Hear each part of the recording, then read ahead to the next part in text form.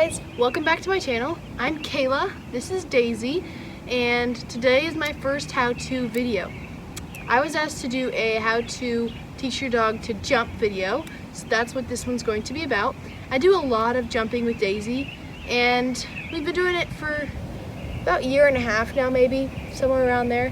But yeah, I am not a professional though, so if you're looking for professional tips, I'm not the person to come to.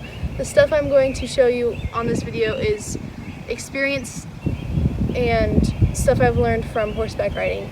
So yeah, well, let's get into it.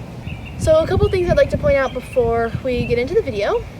All dogs learn differently. I'm going to use treats in this video with Daisy, but you can use whatever you feel comfortable with. When you have training sessions with your dog, you don't want the training sessions to be too long, or your dog will get bored and decide that this is not really what they want to do anymore. So you want to keep your dog excited and focused with short training sessions throughout the day. So first, you need a jump. This right here, let's get back, is a homemade jump my grandpa made for me. And you can use whatever you find around the house. Back here I have 2 cones with a pole on top of it.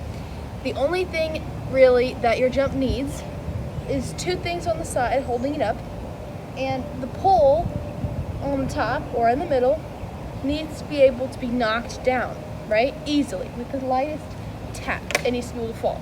So the reason for this is because you don't want your dog to hit it and it not fall. Your dog could tumble over the jump, and yeah, that could be bad, and they could really hurt themselves.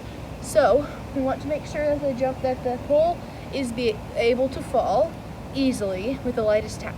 Okay, so to start, put the poles on the ground, but keep the things on the side so your dog knows what they're looking for. You also want to come up with a word and or emotion that you can use for your dog. I will point to a jump and tell her to jump. So Daisy's in a ready position. Daisy, jump.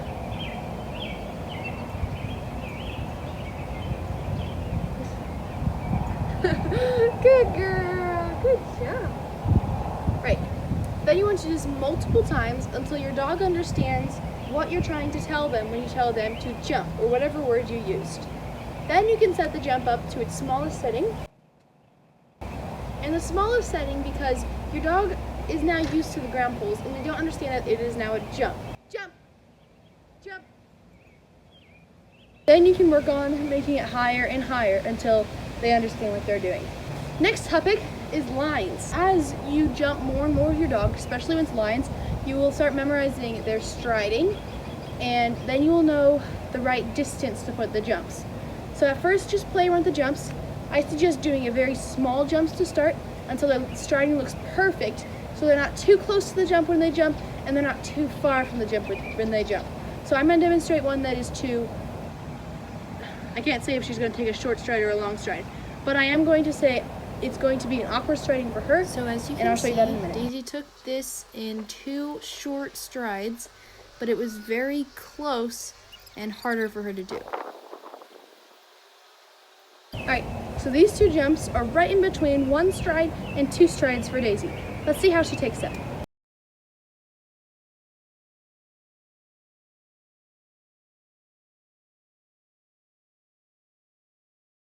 So there's a line. So you have to be able to learn your dog's striding so that they don't have to put in extra effort or extra work, and that makes them even more tired, and then they won't want to do it anymore. The last thing we're going to go over is a curved line. Now this can be a little bit hard for the dogs because sometimes they don't understand, especially at the very beginning. So I wouldn't really work this at the beginning. Once you have these lines done and everything's great and you can jump them really high and all of the fancy stuff, we can start with a curved line. But you need it to be farther away. So that is, I'm not sure how many strokes she's going to take this in because it depends on how sharp of a turn she turns it. But we're just going to have to hope that she gets a good striding. Alright? And I'm going to stand on the inside of the curve so the curve goes around me. That way I have a quicker pace to be able to get to that jump and tell her what to do next. This may take a couple tries before she understands that she's trying to get to that jump next. curves in a little while, so she was a little confused as to what jump was next. I'm gonna do it again so that you guys can see her confidence go a little bit higher and so that she understands a little bit more of what she's trying to do. Let's go, come on, this one, jump, jump, jump. Yes! Thank you guys so much for watching. I hope you guys enjoyed this video. I hope you found it helpful. If you have any questions, comment below and I will hopefully answer them with answers that I have. But anyways, have a great day and see y'all in the next video. Bye!